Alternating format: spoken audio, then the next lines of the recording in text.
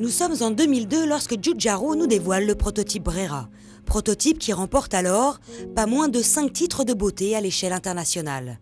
Face à un tel succès, la maison mère, Alfa Romeo, n'hésite pas à produire de série ce coupé qui remplace aujourd'hui la GTV. 4 ans plus tard, la Brera débarque, prête à séduire.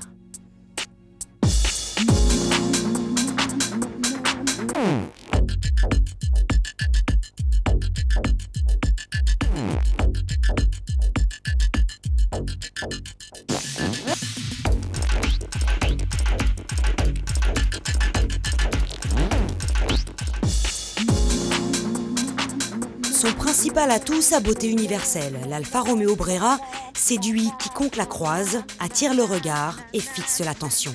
Mélange de sportivité et d'élégance, son allure est harmonieuse, ses lignes fluides et ses proportions parfaites. Mais la Brera, c'est plus que ça. Italienne dans l'âme, elle possède à la fois la classe d'une diva et le tempérament d'un étalon, sorte d'ambivalence unique en son genre, une puissance pleine de féminité, ancrée d'une prestance emplie de virilité. Non pas qu'elle soit androgyne, mais plutôt mi-ange, mi-démon, un caractère empreint d'identité. Bref, elle en impose et mérite vraiment son titre de plus belle voiture de l'année.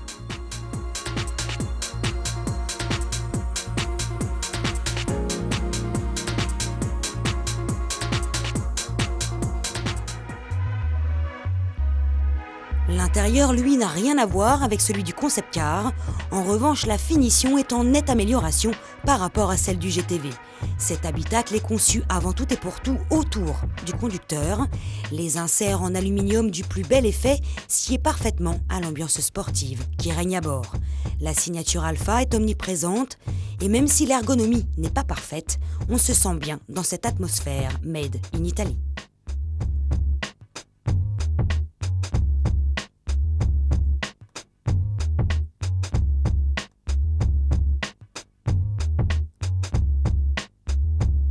Sous le capot par contre, ce n'est plus Made in Italy et c'est sans doute le principal reproche que l'on peut faire à la Brera.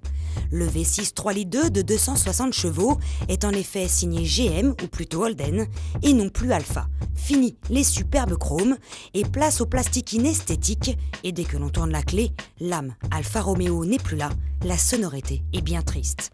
On pourrait se consoler en pensant aux 10 chevaux que l'on gagne au passage, mais la boîte de vitesse est si mal étagée que l'on reste fermement nostalgique.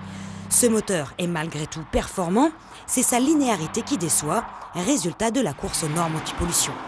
Sa puissance est transmise aux 4 roues, un gage de sécurité avant tout. Ce système, baptisé Q4, offre également une certaine neutralité à la Brera. On aurait tant aimé une propulsion. Malgré tout, la Brera est très efficace, ça manque juste d'un peu de piment. Avec 43% à l'avant et 57% à l'arrière, on tente alors de s'amuser, mais là, mieux vaut faire appel au transfert de masse pour au final se rendre compte que la Brera est très sous-vireuse.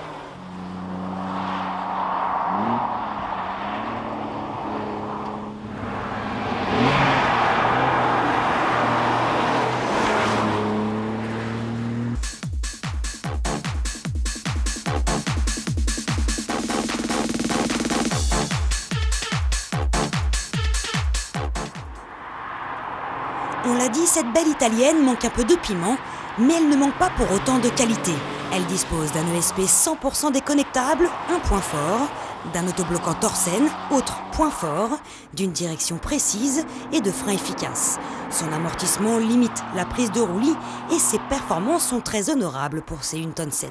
240 km/h en vitesse de pointe et le kilomètre départ arrêté parcouru en 27 secondes.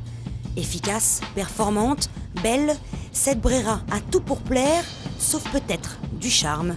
Elle a vendu son âme pour finalement devenir une beauté froide.